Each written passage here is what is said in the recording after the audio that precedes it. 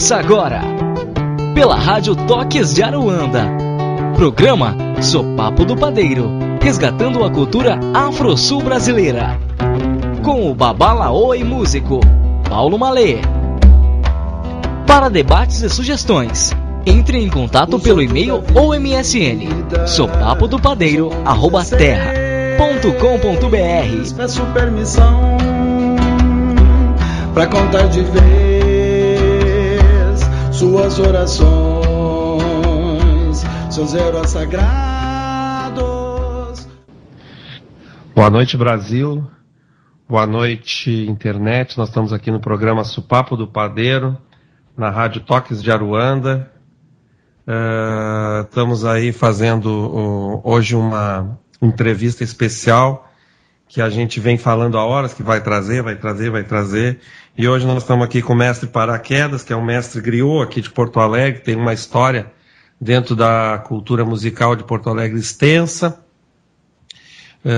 Durante anos aí o mestre foi, e ainda é, né, mestre, um compositor de samba enredo, e agora o mestre está lançando um CD, e eu estou aqui em mãos, inclusive, com o CD, e nós vamos então falar hoje do CD, da gravação, um pouco da história do mestre aí, das andanças religiosas, musicais, culturais, dentro do panteão africano que nós temos aqui no sul, né? Estamos falando do Morro Santana, atualmente 32 graus em Porto Alegre, está bem quente. Nós estamos no ar-condicionado, mas está quente. Bom, mestre Paraquedas, boa noite, é um prazer te receber aqui na rádio, é um prazer te receber aqui no programa Sopapo do Padeiro, que já é um programa, como eu lhe disse antes, baseado nesse nosso universo afro dentro do Rio Grande do Sul e Argentina, Uruguai. Eu quero te dar as boas-vindas aí e te dizer que é um prazer te ter aqui, e é um prazer não só pela questão musical, mas como a continuidade dessa nossa cultura afro dentro de Porto Alegre. E eu traço muito um triângulo dentro do Rio Grande do Sul, embora a gente saiba que existam negros em todos os cantos do Rio Grande do Sul, mas eu traço muito o triângulo Porto Alegre, Pelotas, Rio Grande, que é o básico, né? Mas boa noite, Paraquedas, seja bem-vindo. Boa noite. Boa noite a todos que estão nos ouvindo. E para mim é um prazer também estar aqui trazendo um pouco da nossa cultura negra do estado do Rio Grande do Sul, da cidade de Porto Alegre. É uma cultura muito extensa, né?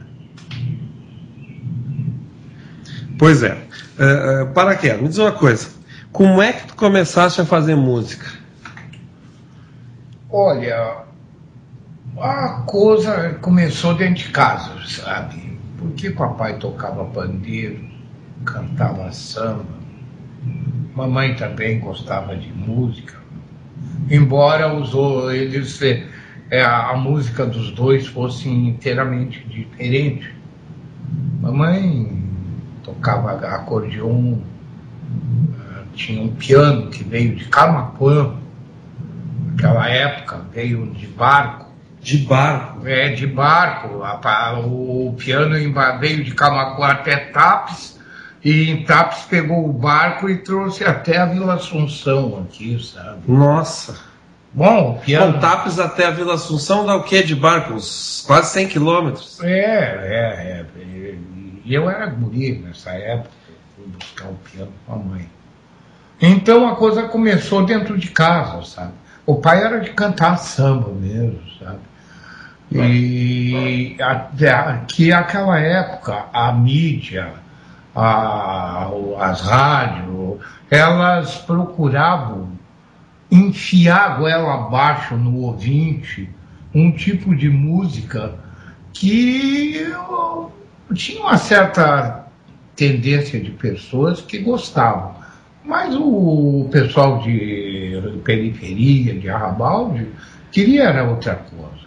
Compreende? Eles enfiavam Francisco Alves, Vicente Celestino, Mas o que o pessoal queria era Ciro Monteiro, Pato Preto, né? Que cantava o samba, a parte popular. É verdade. Mas isso não chegava aqui, né?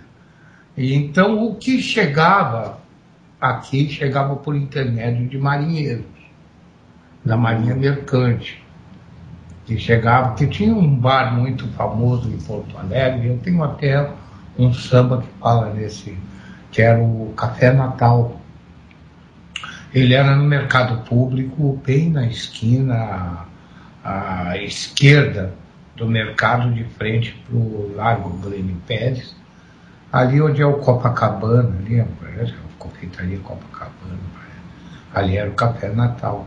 E ali era o point da música de raiz de Porto Alegre, compreende? E aí eu começou dentro de casa a coisa, basicamente, sabe? Então eu me criei entre esses dois tipos de música, a música que mamãe fazia e música que papai fazia. E ela tocava acordeon mais pro lado campeiro, pro lado nativista? Não, era aquelas musiquinhas aqui, beijinho doce, que ele tem, saiu o pai já não, era pandeirista e samba, compreende? Então, naquela época, o pai tinha uma banda aqui em Porto Alegre, que era o Tatu. Tatu era um dos maiores bandolinistas que Porto Alegre teve. O Tatu foi esposo da Elisete Cardoso. Olha!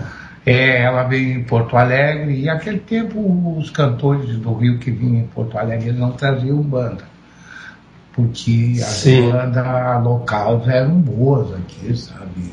A vida, se medir assim, em questão relativa, o trabalho do músico naquela época e o de hoje não tem mercado. Naquela época tinha. American Boate tinha uma orquestra com 18 pessoas. 48, 47, 45. Mas é interessante porque realmente a gente tem notícias, inclusive tinham prêmios, né? O Correio do Povo dava um prêmio anual para melhor instrumentista, e isso foi sumindo, né? Mas não, quando resumiram, criaram os conjuntos regionais aí, né? Que aí começou a ficar difícil para os músicos. Porque enquanto a Rádio Gaúcha tinha a orquestra do Hernani Marino. Eram 28 músicos, né? Nossa. O American Boate tinha 18 músicos que trabalhavam. O Maipu tinha mais 18, 20. O Mil e Uma Noite tinha mais 10, 15. Então tinha mercado para o músico, né? Em Porto Alegre. E a Pantaleão Tênis ali, hoje é o Washington Luiz, eu tinha 10 cabaré ali, e cada cabaré tinha 5 músicos tocando. A Cabo Rocha aqui, na Zenha aqui, também, o Legusta, o Gato Preto, sabe? Eram boates que tinham 18, 20 músicos tocando. E quando tu começaste a fazer samba enredo, porque me impressionou um dado que me deram, que nos últimos 30 carnavais, é isso? Sim. Tu tens um samba enredo por ano na avenida? Quando começou isso, Pará? Olha, começou no ano... Olha aqui, tem uma coisa muito... A minha entrada no carnaval, sabe? Que o meu pai, ele era inspetor de polícia. E nesse livro, o grande... como é a Clínica Geral, inclusive eu falo isso.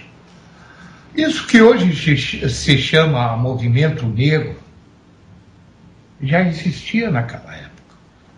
Só que era uma coisa que não tinha esse nome, essa anotação de movimento negro. Eram reuniões que eram feitas assim, para comer um carreteiro, para comer um mocotó, e já se discutia as causas da comunidade negras. negra. Então, o papai, do time do pai que se reuniam, era todas as quintas na casa de um. Às vezes era lá em casa, às vezes era na casa do Dr. Rufino, que morava na João Pessoa, quase em frente ao Centro de Saúde Modelo. Tinha o Zé Macaco, que era o primeiro dono de construtora de material usado, assim, sabe? Quando começou essa mudança de demolição de prédios para construir edifícios em Porto Alegre, o Zé Macaco enriqueceu, porque ele tirava tijolinho por tijolinho e vendia na loja dele, sabe? Mas também esse nego tinha uma contribuição muito grande, porque, no caso da vovó de Norá. A vovó de Norá tinha 108 anos. Ela passava a noite toda tocando pilão, batendo pilão e cantando em Yorubá, fazendo farinha de cachorro para dar para a criançada no outro dia de manhã, sabe? Farinha de? Farinha de cachorro. Era uma mistura de amendoim torrado com açúcar mascavo e farinha de mandioca tostada, né? Fazia uma farofinha, botava tudo no pilão e ela ficava. Ela socava. Socava ali a noite toda, e cantando, resmungando o Yorubá, né? E então, a musicalidade do povo negro aqui em Porto Alegre era uma coisa que começava dentro de casa. Agora, a minha relação com o carnaval, sobre o que tu perguntou, sobre eu tenho, assim, uns 50 samba-enredo no Carnaval de Porto Alegre. No meu 70, que eu tenho 77 anos. Eu tenho 74 no papel. Sabe? Essa é uma história que eu quero que tu conte depois. Né? Mas na realidade eu tenho 77, porque o pai, quando foi me registrar, eu me lembro que levei umas 4 horas para ir da Getúlio Vargas a Venan Soares no cartório, que tudo que era boteco o pai chegava, meia dúzia de cerveja e eu junto. Então aí chegamos lá e o meu padrinho já chapadão de cerveja, o pai doidão também, aí eles foram no balcão e aí a moça informou qual é a idade do nenê. Aí tinha um cartaz escrito: criança não registrada no primeiro ano de vida pagava multa, sabe? E aí o pai, não, ele nasceu agora, dia 28. Eu já estava com 3 anos já.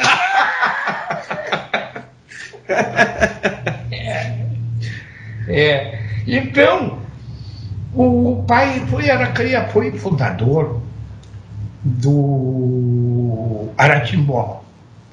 Aratimbó era o nome do navio que chegava no Cais do Porto aqui, sabe? E então botaram, porque o Aratimbó era formado basicamente de estivadores. Então o pai tinha um grande convívio com a estiva ali, sabe? Porque ele era polícia, mas ele também, o dinheiro era pouco, de vez em quando ele coqueava, sabe? Então ele criou o Aratimbó, foi um dos criadores do Aratimbó. E minha mãe, uma espécie assim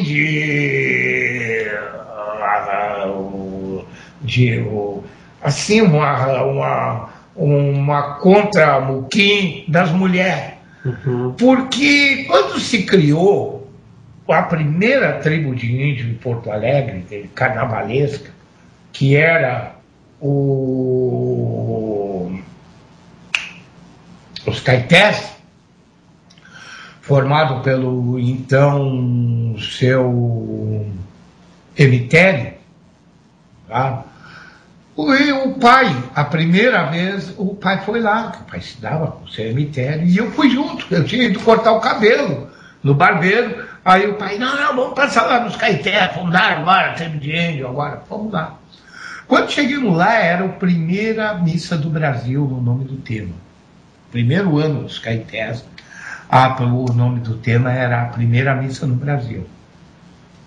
Mas eu já pequeno, eu mostrei aquele lado de fazer a coisa artesanal, criar, sabe? Então o tema era, e eles não sabiam como é que iam fazer a alegoria. Sim. Aí a alegoria, o que era? O carro alegórico era um caminhão com cadeira que eles tiraram as tampas, né, as 3 tampas, aí ficou a cabeceira e a gabine. Certo. Né? Então, o que fizemos? Eu, com uns 8 anos, fiz papel machê. Eu já tinha aprendido papel machê com minha mãe. Fiz um morro de papel machê, fizemos uma cruz e uma oca em cima do caminhão. Então o caminhão entrava de ré, porque a gabine era desfalsada com um morrinho, e atrás tinha um visorzinho ali para ele, um rasgadinho no morro, né? Para ele enxergar. Aí o caminhão entrava de ré, assim, o motorista olhando ali, sabe? Então parava no ponto do coreto oficial. Até teve um lado cômico, eu conto nesse livro isso aí, que o padre que ia rezar a primeira missa estava dentro da ótica na hora da apresentação. Então entra o Pedro Vaz e caminha, né? Essa é uma terra onde plantando tudo dá, e o Cabral, o Fred chegou e coisa. E agora a primeira missa. Levantaram a cruz, né, para rezar a primeira missa, aí chama o padre. Mas tinha um garrafão de vinho dentro da oca que era para o padre celebrar a missa, sabe? Na hora da apresentação. Então. Mas o padre estava desmaiado de tanto vinho dentro da oca. Aí pegaram e não, tu vai ter. Esse tempo o coreto oficial era na Praça da Alfândega, ali bem em frente a estátua do Osório ali, sabe? No clube comercial. Exatamente, bem ali era o coreto oficial. E era só uma corneta daqueles no poste e um microfone só para todos. Para todo mundo. Então, acorda, tu vai ter que ir lá, vai lá. Aí o padre pegou o microfone, coçou a cabeça, sabe? Aí ele balançou a cabeça e disse assim: eu esqueci tudo. Eu só me lembro a hora que o padre toma o vinho. É só isso que ele lembrava, a hora que o padre toma o vinho. Isso foi um lado cômico da história, né, nesse carnaval. Bom, mas aí eu fiz ali a primeira alegoria. E já a mamãe, em réplica, porque os caetés só saía homem, não tinha, era só índio homem, não tinha mulher. Olha que interessante. Sabe? Aí a mamãe criou as Iracema. Mamãe era costureira. Sim. Fez um paralelo. Exato. As Iracema duraram 4 anos. Porque aí os homens lá abriram. Não, vou botar mesmo, que está muito forte as Iracema, sabe? As mulheres tocando cavaquinho, mulher tocando violão, a mulher batendo tambor, não tinha homens nas Iracema, tudo mulher. E aí os homens ficaram, não. Pô, nega boa de cavaco, tá? Eu tinha uma nega que tocava, como era o nome da nega? Isso. Mas nega tocava cavaco, uma palentada nega tinha. Aí os caras sentiram, não, vamos abrir, vamos trazer as mulheres para cá e coisa.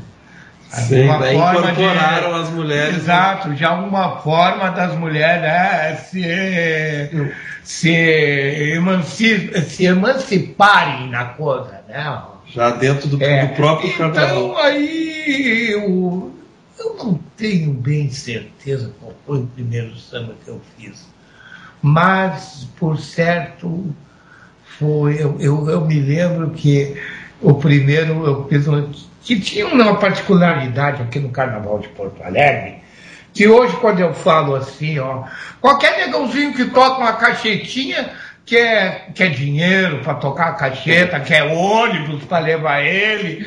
Não, era tudo a pé, meu. A gente fazia um refrão e só um tambor tocava. Aí eu ficava pum, pum, pum, pum, pum, pum, pum, pum. Aí eu me lembro que eu fiz um refrão pro Pedro Velho. Era uma escola que tinha aqui na rua Pedro Velho. Então, eu fiz assim o refrão, me lembro dessa aqui. Choveu, choveu, o cabelo da nega encolheu. Mas choveu, choveu, choveu, o cabelo da nega encolheu. Mas choveu, choveu, o cabelo da nega encolheu. E ia embora aquilo ali, sabe? Tinha um Não Espalha, que era, aí já era meio rap até, né? É o galo, Sérgio Esporão, é o galo, Sérgio Esporão, tum, tum, tum, ia embora, sabe? Aí passava na frente da tua casa, tu entrava no bloco, aí tu olhava lá, deixava a porta aberta, voltava, mas já tinha outros no bloco, o bloco... Ele ia arrecadando gente pela rua. E tinha 15 coretos em Porto Alegre. Nossa... Tinha 15 coretos. Agora ficou resumido aquilo ali, compreende? Que era para ser lá no Parque Marinha do Brasil, que era para ser lá no negócio dos gaúchos lá. Então, a cultura do carnaval, a cultura negra, assim, aqui no Sul, escanteada. Tão escanteada que botaram lá no Porto Seco, né? O que o mestre está falando, para quem não é de Porto Alegre, é que o carnaval era feito numa região central de Porto Alegre. Exato. E de uns anos para cá construíram um sambódromo, e o sambódromo é assim, quase divisa da parte norte da cidade, no Porto Seco, que é um lugar onde tem muita transportadora e tem até pouca residência, agora aumentou, né, mas tem pouca residência. E tinha uma reclamação lá que o carnaval fazia muito barulho, mas era 2 dias, 3 dias. Então, isso realmente é complicado porque acaba tirando do povo a sua festa, né? Porque a festa do carnaval, ela é de rua, ela não é uma festa... Ela não é uma festa para tu cobrar ingresso, né? Criar arquibancada e cobrar ingresso. Isso é elitizar o carnaval. Carnaval aqui no Rio Grande do Sul é uma coisa muito forte, sabe? Basta para se dizer Pelotas, o tamanho da cidade de Pelotas. E tinha um dos melhores carnaval do Brasil, né? É verdade. Nós falamos muito. Nós trouxemos aqui o Valentim, mestre, e o Valentim falou muito dessa questão do carnaval de Pelotas, do não uso mais do supapo depois de um tempo, que é um instrumento que é típico nosso aqui, né? Que é típico nosso, então. E tinha muito supapo como é que entrou o supapo no carnaval de Porto Alegre? Eu até já estive conversando com o Valentim sobre isso aí. O supapo, que era usado em 43, 44 aqui, ele não tinha essa forma cônica que o mestre Batista deu. Sabe, ele era reto. Não cilindro. Era cilindro. Grande. Um cilindro grande. E tinha o nome de supapo, que chamavam de supapo aqui, né? Mas o Carnaval de Porto Alegre sempre teve uma ligação muito estreita com o Carnaval pelotense, sabe? Pode-se até dizer que Pelotas foi o responsável por todas as transformações que houve no Carnaval em todas as décadas em Porto Alegre. Tá? Digamos por quê? Por exemplo, a figura do mestre Sala, hoje, quem antecedeu o mestre Sala foi o passista. Quem antecedeu o passista foi o Remeleixo. sabe? Então, quando se criou os blocos, não tinha escola de samba em Porto Alegre, eram blocos carnavalescos. Quem trouxe o primeiro passista para Porto Alegre foi o Dodô, que era remeleixo, mas já com uma tendência... O remeleixo era o quê? Um dançarino?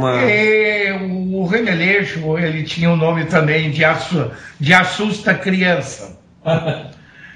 Então a mamãe, quando queria castigar a criança, dizia: olha, se tu não te comportar, eu vou chamar o assusta criança. O assusta criança era o remeleixo, porque ele fazia mais careta e... sim, ele ia dos dois lados. Era teatral. Teatral, Ele fazia careta, as crianças se agarravam na mãe assim, né? Mãe, ia lá do outro lado. Ele não dançava, ele virava cambota, era a figura do remeleixo, sabe? Não era uma dança. Já o passista trouxe a dança já para essa posição do carnaval. Se encontra hoje. E o mestre de sala quem trouxe foi a Praiana, na época de 60, com a criação da primeira escola de samba de Porto Alegre. Aí veio o mestre de sala e a porta-bandeira também. Bom, o papo tá bom, mas nós vamos rodar uma música do teu CD. Vamos rodar duas músicas para aquela. Vamos rodar Da Área, que é uma composição tua, né? E vamos rodar África no Fundo do Quintal. Isso. O Da Área é um samba que eu fiz lá de cima do morro, olhando a cidade lá embaixo, as luzes pulsando. É a vida da noite em Porto Alegre. Então me inspirou a fazer Da Área. E África no Fundo do Quintal é um swing, samba swingado, de Paulo Romeu e Wilson Teles. Então, vamos lá.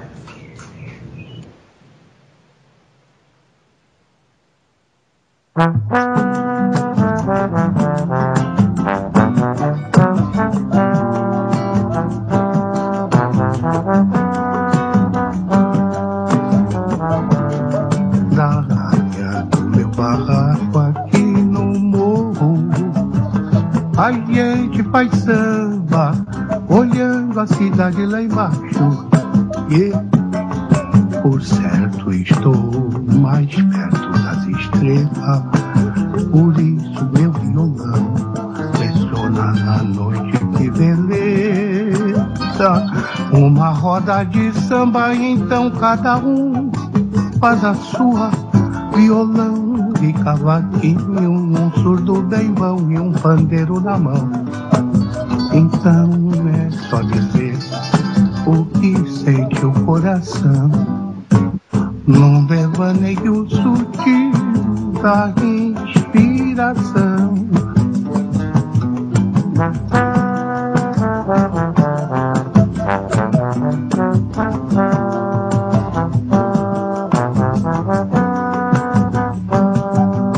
Da área do meu barraco aqui no morro, a gente faz samba, olhando a cidade lá embaixo. E, por certo, estou mais perto das estrelas, por isso meu violão ressona na noite, que beleza. Uma roda de samba, então cada um faz a sua, violão e cavaquinho, um surdo bem bom e um pandeiro na mão. Então é só dizer o que sente o coração, num devaneio sutil da inspiração, num devaneio sutil da inspiração, num devaneio sutil da inspiração, num devaneio sutil da inspiração.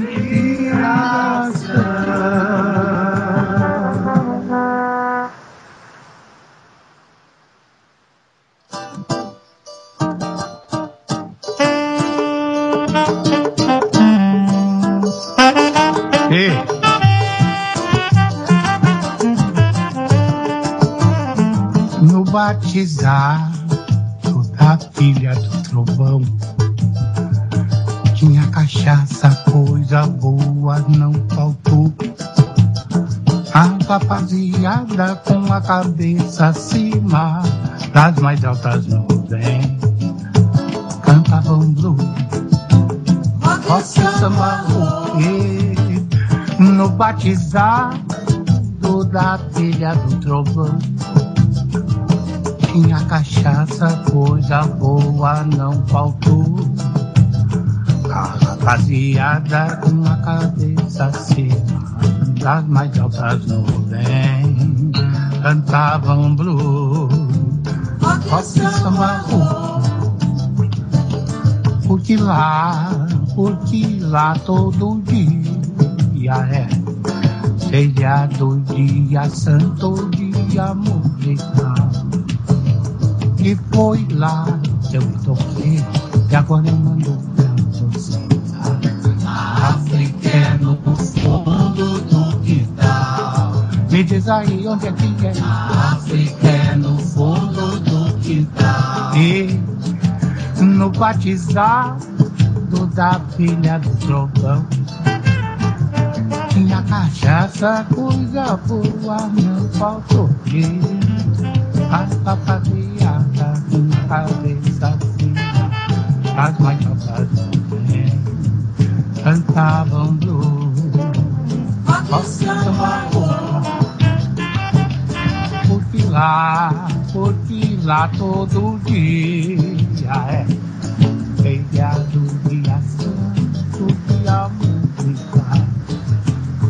E foi lá que eu me fraguei, e agora eu mando pra vocês. A África é no fundo do quintal. Me diz aí onde é que é. A África é no fundo do quintal. Onde é que é, onde é que é. A África é no fundo do quintal. Me diz aí onde é que é. A África é no fundo do quintal.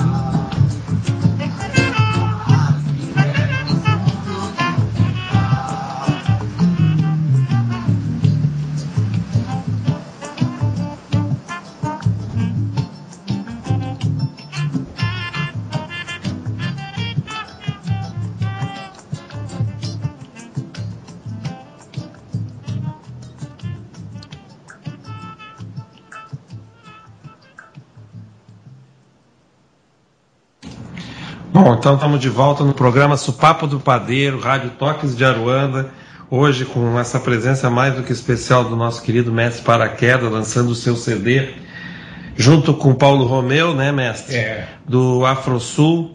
O nome do CD é Ancestralidade Gerações, muito bom, aí as duas músicas primeiras que tocaram aí, que foi Da Área, e a segunda é África no Fundo do Quintal. Bom, como a gente tem como base aqui, mestre, no nosso programa, eu leio uma lenda de orixá por programa. Sim. Então, como tu és filho de Xangô, vou fazer uma homenagem aí pro teu pai. Então, o nome da lenda é: Xangô tem seu culto organizado pelos 12 Obás. Xangô era um simples escravo cortador de capim na terra dos Tapas. Um dia morreu o rei e o país caiu em anarquia, porque não se sabia como arrumar o sucessor ao trono. Então os dirigentes decidiram tornar rei alguém sem sangue real.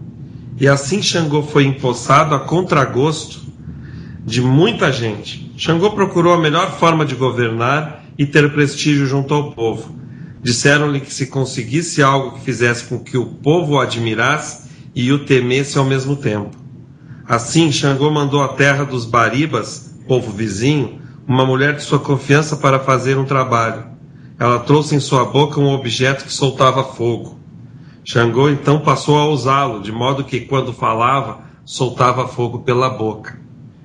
Mas como a mulher também continuava a fazer o uso do objeto, Xangô se zangou e quis expulsá-la, pois ela diminuía seu prestígio.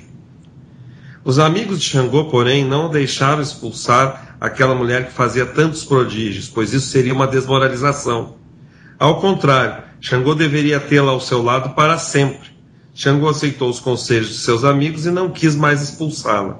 Um dia, Baca, um dos mais valentes generais do reino, entrou no palácio e ameaçou o poder de Xangô. Disse não ter medo do fogo que saía da boca de Xangô, pois que podia fazer muito melhor. Chamou Xangô para uma luta de morte em praça pública. Xangô aceitou o desafio imediatamente, pois tinha intenção de se livrar do general.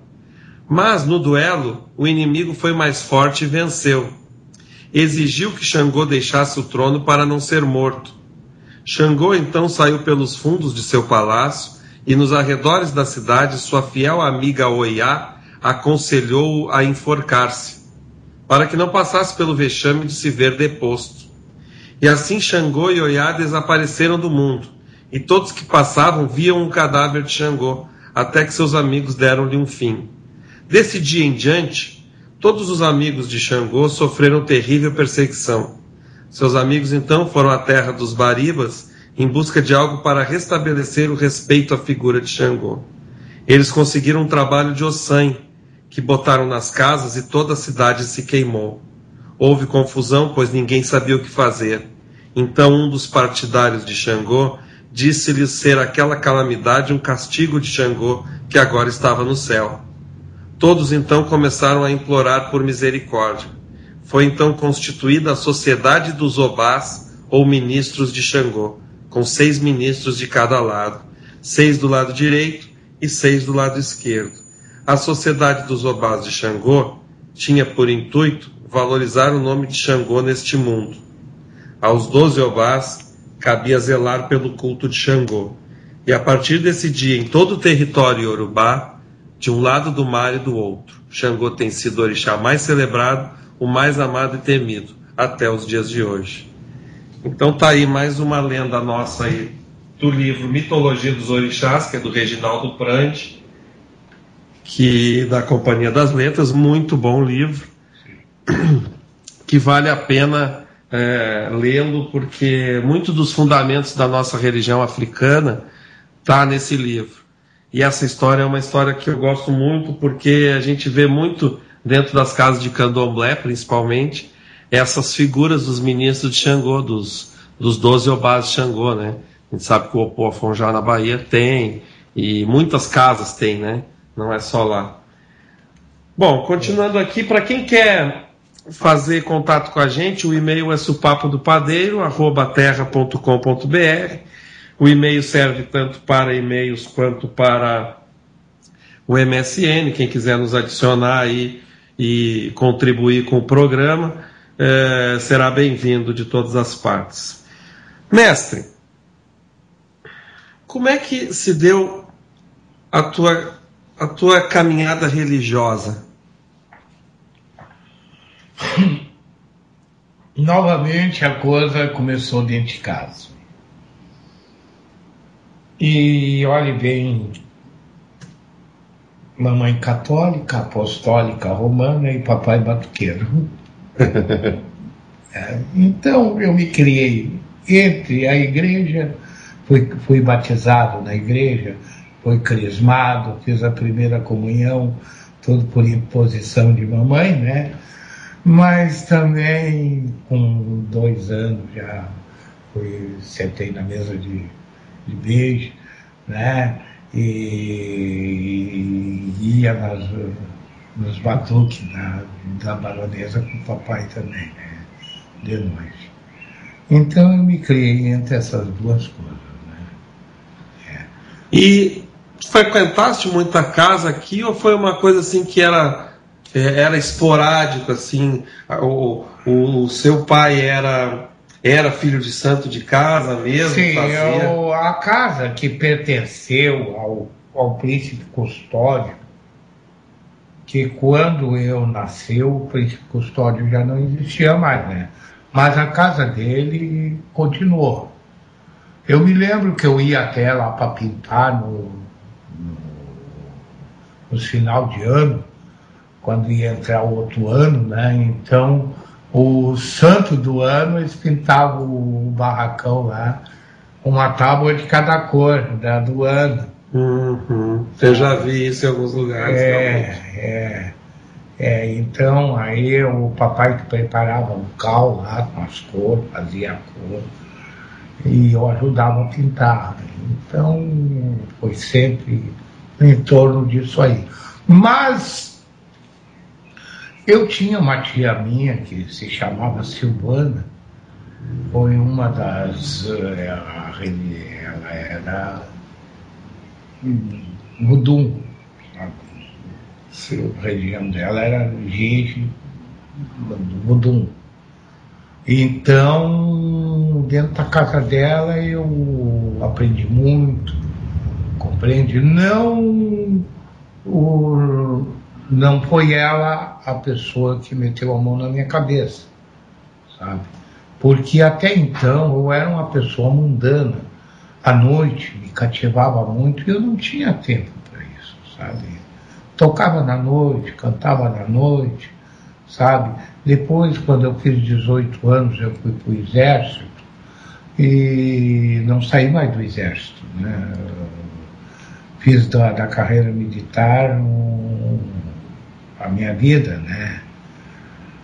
E foi em 64, eu tive problema, saí do exército e depois, mais tarde, me chamaram de novo e acertaram a minha situação toda, né? Então, é em torno disso aí. A religião do Rio de Janeiro, que eu morei muitos anos no Rio, eu servi em paraquedismo lá, e ao mesmo tempo também eu trabalhava nos teatros de revista, né? Walter Pinto, Carlos Machado, ali na Praça Tiradentes. Eu era cenógrafo, sempre trabalhei com artes. Então eu trabalhava em 8, 10 teatros, terminava um, já ia para o outro, sabe? Porque os teatros de revista naquela época duravam uma semana, não tinha televisão, era só o rádio, auditório. Mas eu nunca tive muito tempo para me dedicar à religião, sabe? Então, mas sempre frequentei, foi no Rio de Janeiro que aí eu vi o fundamento da coisa, compreende? Sim. Que eu fui morar na casa de uma senhora, aí até a música, né? Esse reggae aí, Dona Maria Nega Velha Mussumim, que o Paulo Romeu gravou para mim, essa história é verídica. Foi com essa senhora que eu tive conhecimento da realidade, da força da cultura religiosa negra. Porque até então sabia tudo da religião, mas não Sim, mas não havia uma prática não praticava diária. aquilo, né?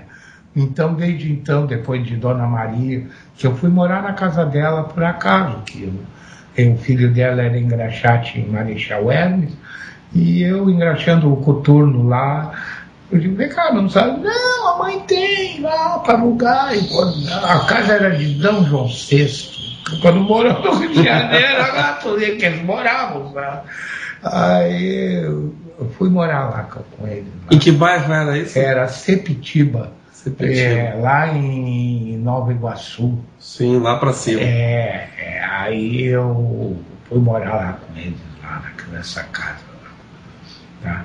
E ali eu tive a minha, não iniciação, porque eu já era iniciado na religião, sabe? Mas então ali... Mas teve um entendimento o entendimento e também a concretização, né, minha como um seguidor. Como um seguidor da religião.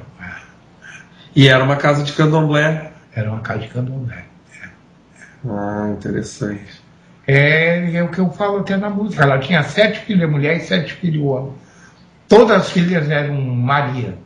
Maria Helena, Maria Tereza, Maria Joana, Maria Zá, e os homens eram tudo Jorge Luiz, Jorge Paulo, era 14 filhos ela tinha. Nossa. E ela era filha de que orixá? Olha, eu nunca perguntei para ela, mas possivelmente ela era de Oxalá, ou de, né, porque ela dava sempre de branco. Ah, pode ser. Ela dava sempre de branco. Eu nunca entrei nesse Até detalhe. porque, é interessante falar isso. Que é o seguinte, Dona Maria, me desculpa. Não, vai. Ela era uma autêntica cavalo de santo, assim como chamamos. Ela recebia um universo de orixás, assim. Sim. Interessante. Não, porque é interessante falar isso aí, que tu falaste, eu nunca perguntei, que hoje a gente vê as pessoas entrando em casa de santo, a primeira coisa que elas querem saber é o seu orixá, que é o orixá da casa. E antigamente, não é tão antigamente assim, mas se perdeu muito essa questão primordial da fé, né? Se ter a fé primeiro e depois essa curiosidade que eu falo muito no programa aqui, que eu acho que tem a ver muito com o ego, porque eu já vi pessoas dizerem assim, eu não queria ser desse orixá, eu queria ser daquele, como se isso fosse ela que pudesse decidir em algum tempo, né? A minha avó, a minha tia Silvana, quando eu entrei na puberdade, assim, né, que eu saí do lado infanto-juvenil, assim, da minha juventude, ela logo me disse assim, ô nego, tu é de Xangô. Tu é de Xangô. Tu é do Godô. Eu tomei aquilo assim, ficou no ar aquilo, né? Eu nunca... Só veio me cair a ficha mesmo quando eu cheguei no Rio de Janeiro, que eu fui morar na casa dessa senhora, Dona Maria, que ela chegou, quando ela viu, que eu fui tratar com ela para alugar o quarto, ela olhou para mim e disse, é de Xangô, nego. Do Godô. A mesma coisa. A mesma coisa que tinha dito no Batuque, né? Quer dizer, e essa casa de Batuque aqui era de Jeje, que falasse, né? De Jeje. E lá Candomblé. Veja que interessante isso. Né? Veja que interessante. É isso que eu canso de falar, que as coisas têm correlações, que os orixás não são assim, algo sem que vá mudar a essência de um lado para outro. Exato. E o príncipe Custódio, ele realmente foi o primeiro a fazer religião aqui em Porto Alegre? Olha, agora eles lançaram aí, eu não sei se tu viu, o Barato do Mercado, um livro? Um DVD que fizeram. Não, DVD eu não vi. Então, ali as pessoas se contradizem, não têm muita certeza do que aconteceu mesmo com a questão do bará ali no mercado. Agora, a informação que eu tenho, que veio do meu pai, que veio das pessoas de religião que eu conheci, que o bará que foi sentado no mercado foi sentado pelos negros que construíram o mercado. Só chamaram o príncipe para oficializar o ato. Porque parece ser lógico isso, né? Para quem não conhece Porto Alegre e está ouvindo aí, no Brasil, na internet, eu sei que tem muita gente do Uruguai e da Argentina que ouve, mas o mercado público de Porto Alegre tem essa história de ter um Exu, um bará, porque para o Candomblé o Exu é o Elebara, né? E para o Batuque é o bará, assentado dentro dele. Exatamente como símbolo do comércio mesmo, né? Que é a função dele. Então, a chegada do príncipe Custódio aqui em Porto Alegre, pelo que eu rastreei da vida desse cidadão, ele teria vindo do Daomé, hoje República do Benin, e ele veio atrás de um parente na Bahia, certo? Na Bahia. Quanto a essa condição dele de ter vindo fugido de lá, Isso aí eu não sei, nunca se confirmou isso aí. Porque não tem nada na história que conte sobre isso. Eu digo com todas as palavras, porque eu fui atrás da história desse cidadão. Até porque meu pai era filho de um santo da casa dele. Então, meu pai não conheceu o príncipe Custódio também, sabe? Mas os seguidores que deram continuidade na casa, um deles foi meu pai. Olha só, eu estava te falando daquele livro Negro em Preto e Branco, que é um livro que saiu em 2005 aqui, da Irene Santos, né? E até eu estou com o trecho, coloquei aqui na tela para falar, que ela diz assim, ó, que na capital gaúcha o templo mais antigo de que se tem notícia foi da Mãe Rita, na Várzea, hoje Parque Farroupilha, nos anos 1800. Sim, quer dizer, então foi antes da vinda dele. Claro. É óbvio, né? Claro. Não, que é o seguinte, Paulo, tem uma coisa muito importante nisso aí, sabe? A mesma coisa que aconteceu com o carnaval, o reflexo também na religião, da questão de Pelotas com Porto Alegre, sabe? O Pelotas também foi o responsável pela... Assim, até então Porto Alegre, os religiosos de religião africana em Porto Alegre, eles não tinham uma linha muito, sabe, muito distinta. Quem veio dar essa distinção à linha africana mesmo, os pelotenses. Pode dizer, quem quiser, Dona Chinha, que morou na Baronesa do Gravataí, é pelotense. Sim, provavelmente tenha toda essa influência, né? E aí tinha assim, depois da abolição, pelo que a gente vê nas histórias, que as famílias negras foram ali pro areal da Baronesa, que hoje é Cidade Baixa, né? E também a bacia do Monte Serrat, que também depois abrigou muitas casas de religião. Mas aí que está a questão. Quando saíram os negros radicais da Baronesa do Gravataí, foram morar na colônia africana, essa coisa só se desfez mesmo foi a partir da Primeira Guerra Mundial. Ah, sim. Sabe? Porque veio uma leva de judeus aqui para Porto Alegre, aqui, e o governo do estado aí entendeu que era tudo lá do mesmo continente e botou ali no caminho do meio ali os judeus. Onde hoje é o bairro Bonfim. Onde é o bairro Bonfim. Pois é, mas e o aí bairro Bonfim é o bairro de negros, né? O bairro de negros, no caso da colônia africana, né? Então... Que é bairro Bonfim, o bairro Rio Branco, né? Isso. E vinha até Monte Serrat, aí. Não. Aconteceu aí que os negros, quando se criaram, que aí aconteceu que quando abriram rua na colônia africana, botaram o nome já de negros, não foi o caso da Baronesa. Sim. Aí foi Castro Alves, Cassimiro de Abreu, Luciana de Abreu, tudo abolicionistas, né? Abolicionista. Mas os negros mais radicais pegaram e debandaram para a bacia do Monte Serrat. Sim, porque ali tinha muitas casas de santo. Então, o que aconteceu com a abolição? E os negros que estavam boiando lá em Pelotas, lá, desempregados até, muitos deles, debandaram para Porto Alegre. Capital, mais condição de vida melhor, né? Até porque estavam saindo do ciclo do Charque, quer dizer, a cidade estava numa decadente financeira, né, econômica. E esse rastro existe até hoje ainda.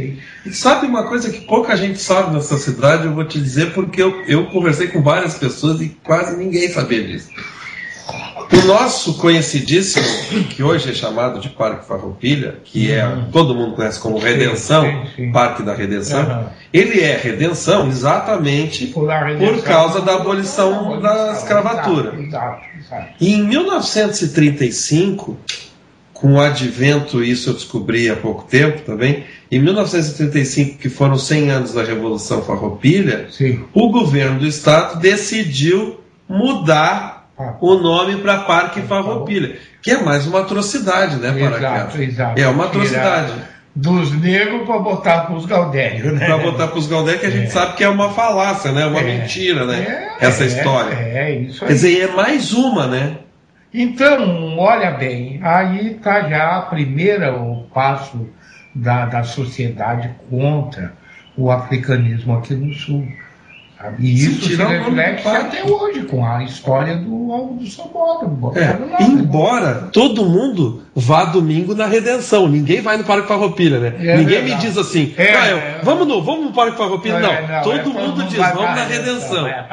Vamos lá para a Redenção. Eu acho que na minha vida toda, na minha existência, poucas vezes eu falei em Parque Farroupilha. Não, até temos que nunca falar, né? Esquecer isso aí. E sabe que Porto Alegre, com essas pesquisas que eu fiz há um tempo atrás, aí, Porto Alegre, eu descobri que Porto Alegre foi a primeira cidade brasileira a fazer a abolição. Diz que em 12 de agosto de 1884, teve uma reunião de abolicionistas, que provavelmente estavam esses que tu citaste aí. Sim. E que em 7 de setembro foi promulgado pelo município como 7 de setembro de 1884. 5 anos antes da Lei Áurea da Princesa Isabel. Claro, embora foram os mesmos, né? Sim. A gente sabe quais são os efeitos de marginalização, de uma série de coisas. Mas é interessante saber que Porto Alegre foi a primeira, e tem livros de história do Brasil isso agora. Bom, vamos ouvir mais uma música então, Paulo? Pois não. Vamos ouvir aí então Mesa de Cosme, que é uma música fantástica, Essa mesmo que até o nosso grupo do EMI tocou em Pelotas, né? E pretendemos até depois conversar contigo para poder gravar no CD. Sim. Nosso. E vamos tocar Fandango de Galpão, é isso? Mesa de Cosme, aconteceu o seguinte, eu saí do dia dele, que eu tenho uma coisa que eu acho muito bom que acontece comigo, é que eu entro numa casa de religião e o Cosme está abaixado lá, ele vem pulando o banco por cima das pessoas, me dá uma balinha, um pirulito. E eu saí nesse dia de Cosme e Damião, passado agora. Não, esse passado não, foi no outro. E eu saí, mas é 3 quadras da casa que eu estava até a minha casa. E me saiu aquilo martelando na cabeça, martelando. Foi enquanto eu cheguei em casa, eu peguei o lápis e saiu isso aí. E isso é Mesa de Cosme. E o Fandango de Galpão? O Fandango de Galpão é o meu lado nativista, que eu queria fazer alguma coisa gaudéria, e eu tinha um monte de coisa que eu podia botar aí, e foi isso aí que eu fiz. Porque tu sabe que milonga é uma palavra banto, né? Banto. Quer dizer, nem o tango. Tango. Também. E aqui no sul, diz que mais de 70% dos negros que vieram tinha essa origem banto. Interessante, né? E tanto é que eu cheguei agora em Campinas, em São Paulo, eu me identifiquei tanto com o tipo de música que eles fazem, que é igual ao nosso aqui, né? Pode ver. Interessante. Bom, então vamos rodar aí Mesa de Cosme primeiro, e depois Fandango de Galpão, com o mestre Paraquedas, que o seu nome na verdade é Eugênio Silva de Alencar, é esse? Então, e Paraquedas porque foi paraquedista, exato, né? Exato. Do mestre Paraquedas, do CD Ancestralidade de Gerações. Fiquem aí então com o som do Paraquedas.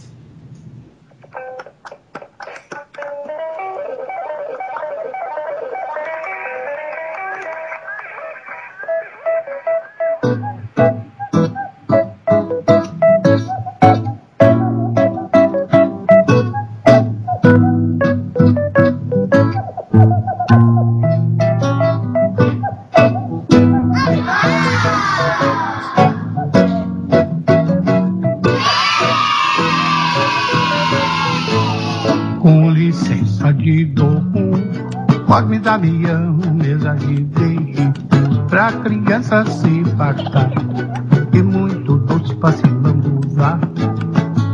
Litro quebra-queixo, cocada doce de batata, reco, reco, língua de sogra, pra criançada brincar. Com licença te dou Cosme e Damião, mesa de beijo, pra criança se fartar, e muito doce pra se lambuzar.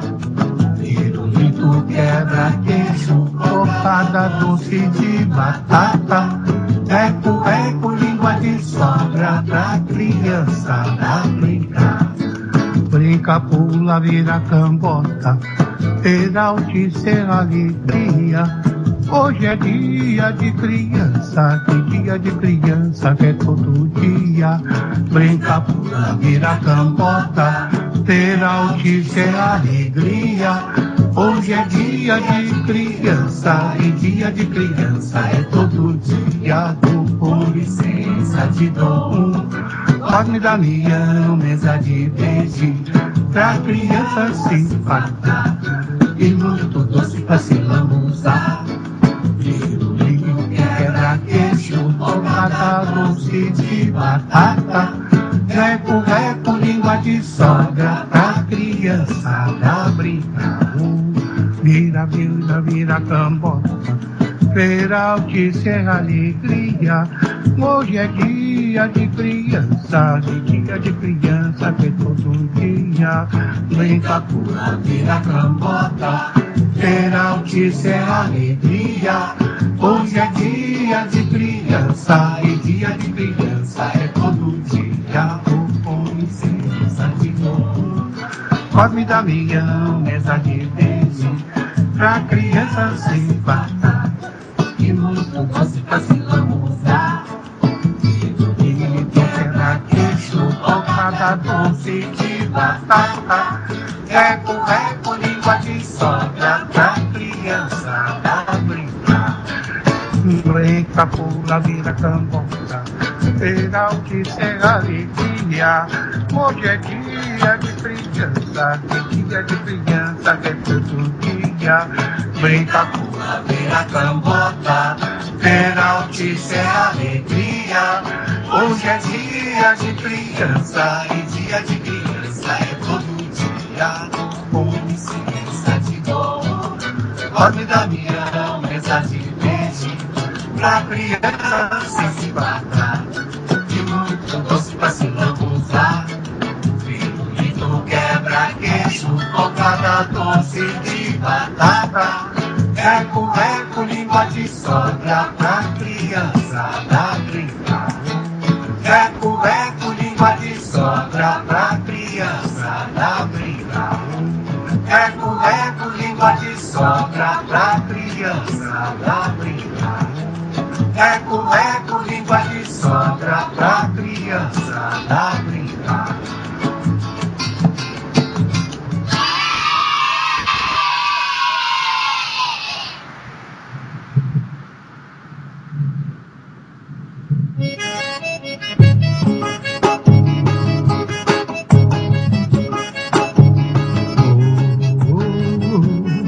Vem fandango no galpão, a negra vem entusiasmada, passa chorar, foi toma chimarrão.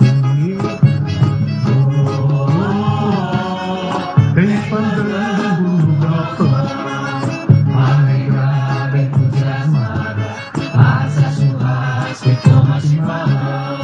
Nega rosa toda prosa, vestiu vestido reinado, com fita nas carapinhas e os beiços bem pintados.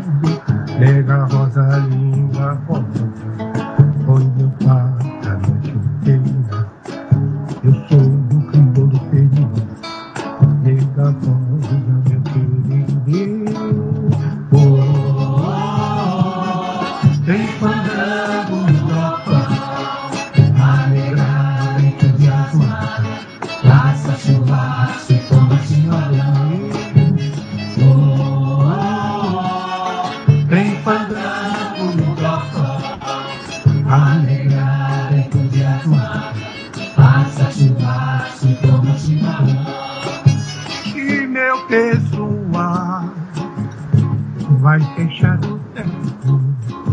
entrando lá na porta, negro eu pedi pedia. Metida, facão sem cabo, taura no jogo do bolso, mas se mexe com nega rosa, é tudo cravado no galão grosso. Tem pandeiro na paz, amiga, tem que arrumar, caça churrasco e tomate matando. Tem pandeiro na paz, amiga, tem que arrumar, caça churrasco e tomate matando. E a justição toca rateca, nego Getúlio, mal oito baixo, cantando em rimas e versos a história do Rio Grande. Vitamento, Testamento, Garibaldi, Chico, Pedro, lanceiros negros, guerreiros, João Cândido, marinheiro. Tem pandeiro na paz, a negra dentro de armar, casa, churrasco e tomate maduro. Tem pandeiro na paz, a negra dentro de armar, casa, churrasco e tomate maduro. Cantei fogo e porongada, batendo na palma da mão. Nega Rosa canta louvores, a Senhora da Conceição. Quando o dia vem chegando, quebrando geada no campo, Nega Rosa na garupa, vou chegando, vou ficando. Laia, laia, Nega Rosa linda rosa, laia, laia, Nega Rosa dorme linda, laia, laia, Nega Rosa anjo lindo, laia, laia, Nega Rosa não querer. Oh, oh, oh, tem pandeiro no galpão, a negra dentro de armar, massa, churrasco e tomate maduro. Oh, oh, oh, tem pandeiro no galpão, a negra dentro de armar, massa, churrasco e tomate maduro. Oh, oh, oh, tem pandeiro no galpão, a negra dentro de armar, massa, churrasco e tomate maduro.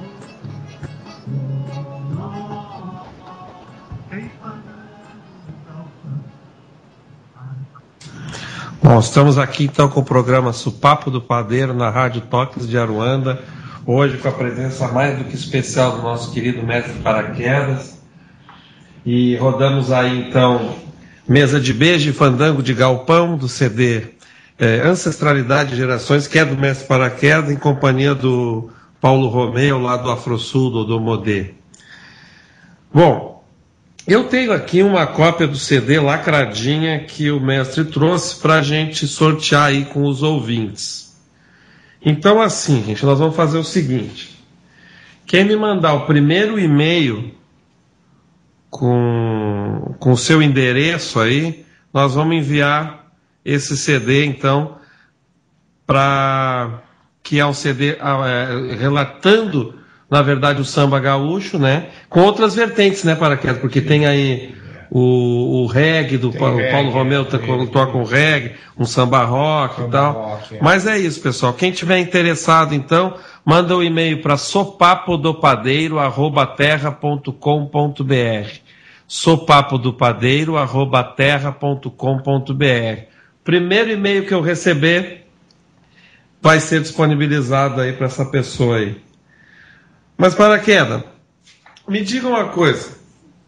Nessas andanças musicais e religiosas, como é que tu vê hoje o cenário afro dentro de Porto Alegre? uma evolução muito grande, um interesse muito grande as pessoas hoje têm pela causa, o que não existia, era, como te disse, né, eram poucas as pessoas que se reuniam em prol de discutir a cultura negra naquela época. A contribuição, né? Por que isso aí? Porque o próprio sistema ditava outra coisa. Não, o nego é cachaceiro, o nego é vagabundo, o nego é isso, o nego é aquilo. Então o nego tinha vergonha de ser negro, o que hoje reverteu. Hoje o nego tem orgulho de ser negro, porque chegou, foram buscar todos os seus direitos, a sua cultura, que por anos e anos acharam que ela não existia, porque botaram até a culpa no Rui Barbosa, de ter queimado tudo lá numa praça, né? Mas não é bem assim, porque o que vem no coração, o que traz na cabeça, era a bagagem que o negro trazia, e isso foi passado, até porque, olha bem, a oralidade é uma das bases da cultura negra dos países negros, né? E isso aí foi que fortaleceu a chegar até nós hoje o que nós temos vivendo. Graças a isso, realmente, né? Porque um livro é isso aí, pode queimar, né? Pode queimar. Mas a oralidade não, né? Não, é isso aí. É importantíssimo essa passagem de informação por gerações. É verdade, eu vejo isso como o elo principal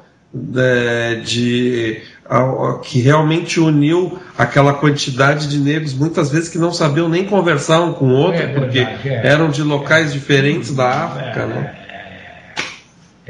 O que veio nisso mesmo, como eu já falei anteriormente, foi a cultura nagô, sabe? Certo. E o jeje que veio fortalecer, que até então os negros oriundos da Angola, que estavam por aqui, eles não se dedicavam muito ao lado religioso, sabe? Tinham suas religiões, mas não era tanto quanto depois da chegada dos nagôs. Dos nagôs. Isso veio fortalecer. Certo. Eu fui ontem, porque ontem tu estavas tocando lá no Odomodê, né? Com o lançamento desse CD. E o Odomodê é um espaço que é utilizado para isso, né? E não acha que falta mais espaço do mesmo tipo em Porto Alegre? Paulo, é o seguinte, eu sou meio radical. Às vezes um dia eu perguntei para o mestre falecido, mestre Borel, eu digo, Borel, por que tu não... Eu já sabia até a resposta, sabe? Mas perguntei por perguntar. Digo, Borel, por que tu não ensina o Iorubá? A resposta dele para mim foi, Iorubá não se ensina. Tem que o cara ficar aqui do lado aqui, escutando, vendo. Então, porque é o total da religião. Né? Porque se você for para uma faculdade aí estudar teologia, você estuda 4, 5 anos, você sai aí pregando a palavra por aí. Já na religião africana, você tem que ficar ali do lado do seu mestre 15, 20 anos para poder se aprontar. Com certeza. Então é isso aí. Bom, agora quanto ao Odomodê, o Afrosul. O Afrosul é uma entidade criada que começou como grupo de dança, sabe? A dona Yara Deodoro, esposa do Paulo Romeu, é uma das pessoas que eu mais admiro pela tenacidade dela, pela insistência dela de passar por cima de todos os obstáculos, sabe, que se sobrepõem no caminho da cultura negra no Rio Grande do Sul. Sabe, o Afrosul é isso aí, sabe? Criamos inimigos às vezes, mas nunca desviamos daquela. São 37 anos que essa instituição tem. Compreendeu? O outro modelo. Porque existia o Garotos da Orgia, que era o dono do espaço lá. Mas acontecia o seguinte, a gente sempre foi de criar temas negros no carnaval. Mas a comissão julgadora que julgava lá era professora disso, professora daquilo, e ninguém entendia de africanidade para poder julgar aquilo que nós estávamos apresentando. Então começou do lado de cima do primeiro grado, do primeiro grupo, para o segundo, para o terceiro, para o acesso, e ficou no acesso e não saía mais. Sabe de uma coisa? Não vamos ser mais escola de samba, vamos ser bloco A. Já existia lá os filhos de gangue, lá na Bahia, vamos criar o bloco A para o quê? Tá? Então foi aí. Aí o que era Garotos, o Zeno hoje ainda continua Garotos, porque o Domodê é garoto, jovem em Yorubá, né? Sim.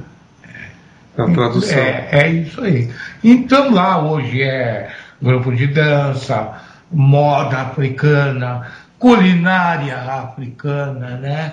E percussão africana é o que nós mais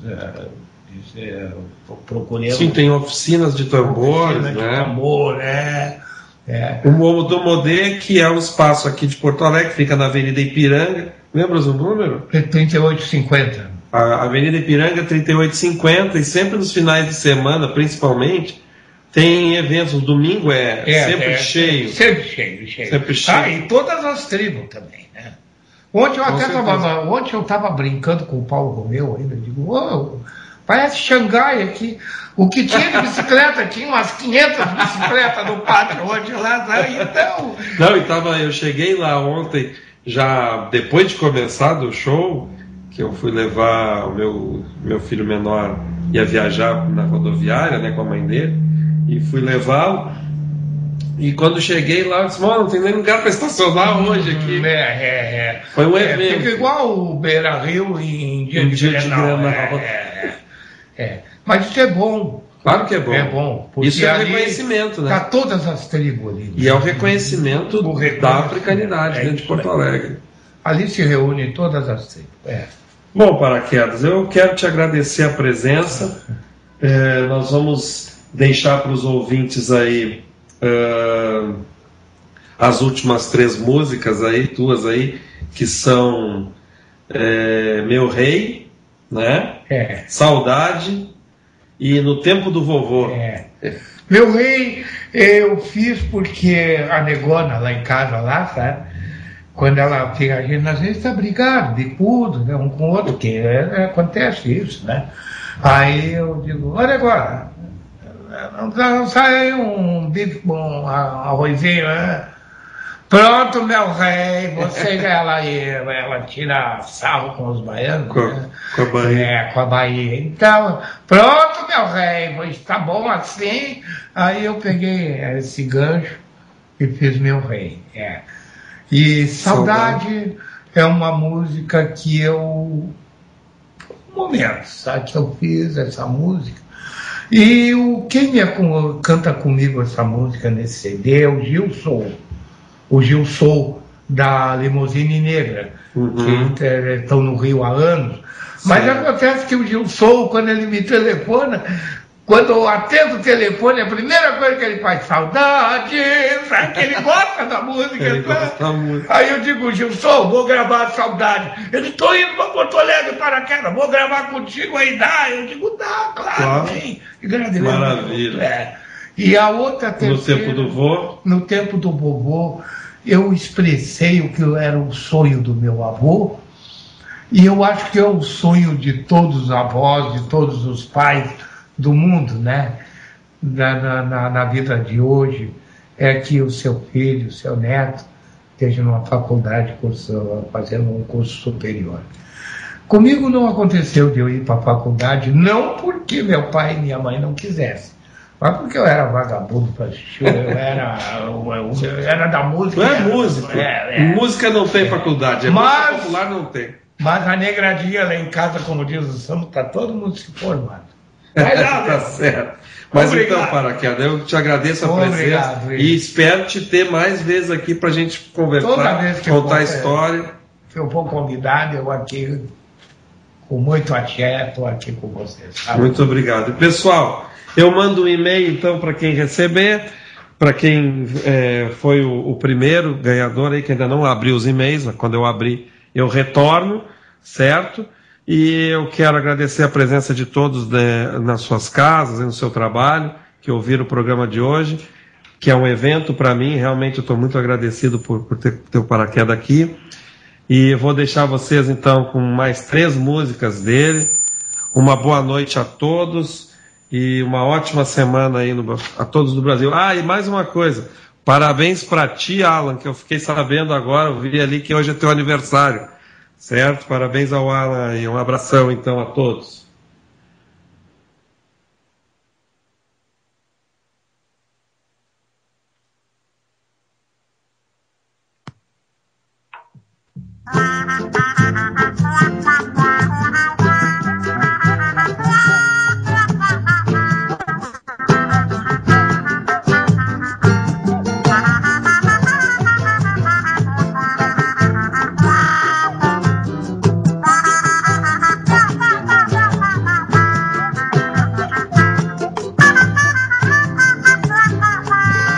Naqueles momentos que você me diz, meu rei, me sinto então realizado, soberano do coração. Quis o destino que eu fosse pra ti a bola da vez.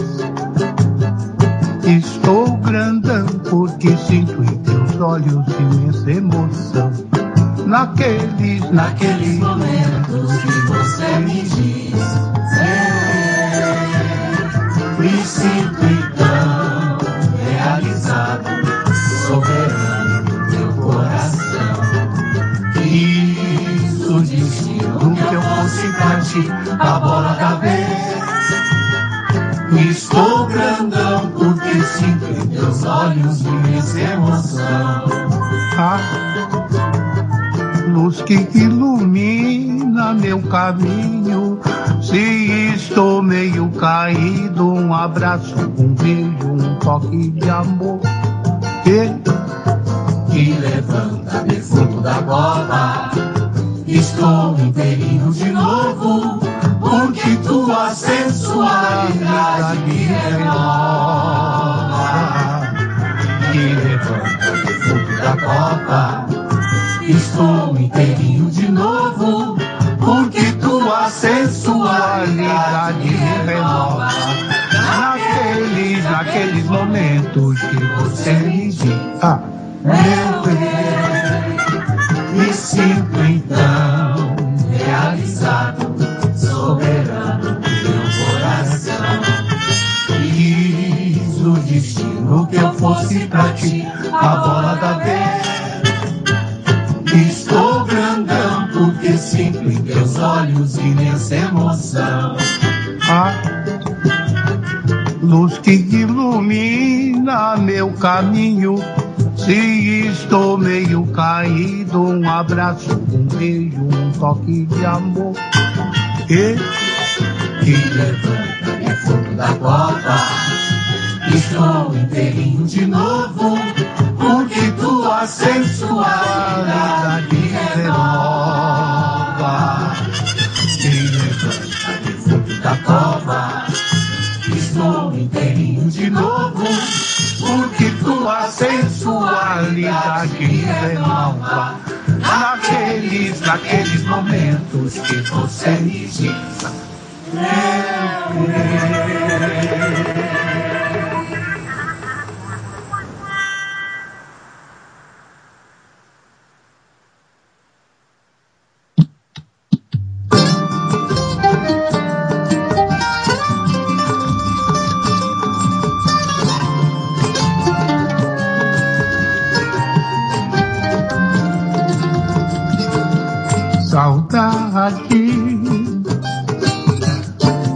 que eu sinto agora é saudade.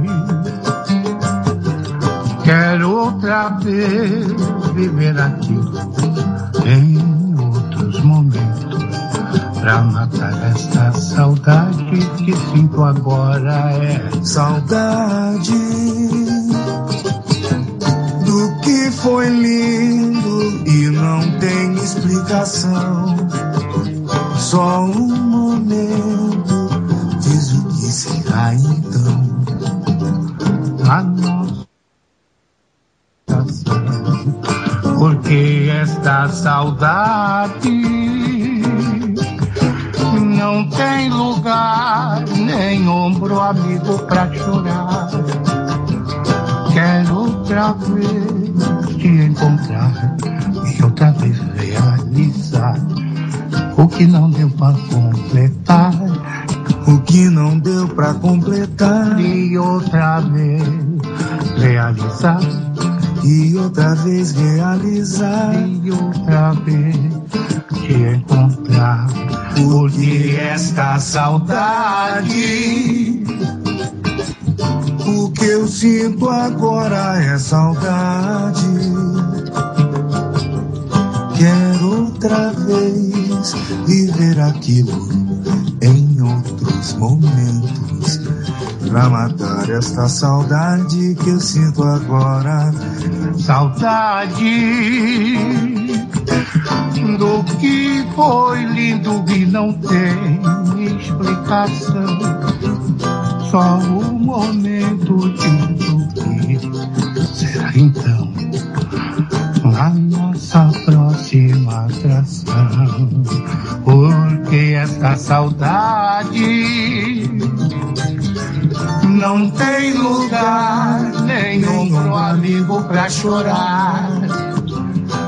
Quero outra vez te encontrar e outra vez realizar o que não deu pra completar. O que não deu pra completar. E outra vez realizar o que não deu pra completar. E outra vez te encontrar. Porque essa saudade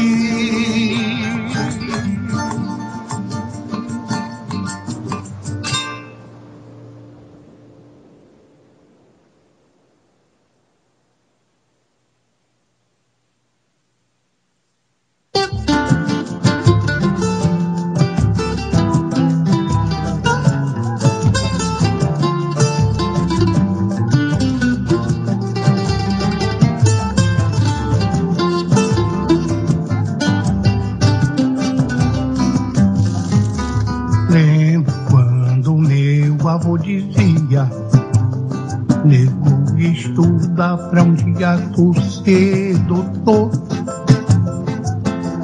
Na esperança existia e a vontade também de o negro um dia ser alguém.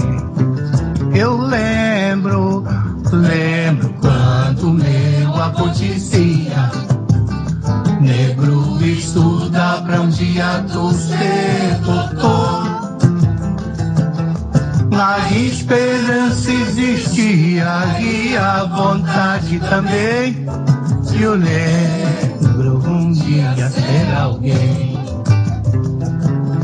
Alguém eu sempre fui consciente do que sou, trabalhador, batalhador. Mas se eu puder dar aos filhos uma vida bem melhor na correria, eu irei buscar, se Deus ajudar, a negradinha lá em casa vai se formar. Eu lembro quando meu avô dizia, negro estuda pra um dia tu ser doutor. A esperança existia e a vontade também de o negro um dia ser alguém. Alguém eu sempre fui consciente do que sou, trabalhador, trabalhador. Mas se eu puder dar aos filhos uma vida bem melhor, na correria eu irei buscar. Se Deus ajudar a negradinha, lá em casa vai se formar. Eu lembro quando meu avô dizia. Lembro quando meu avô dizia. Lembro quando meu avô dizia. Lembro quando meu avô dizia.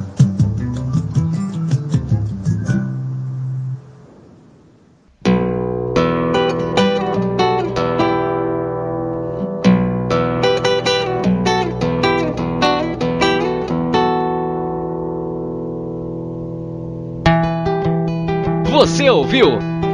Pela Rádio Toques de Aruanda. Programa Sopapo do Padeiro, resgatando a cultura afro-sul brasileira.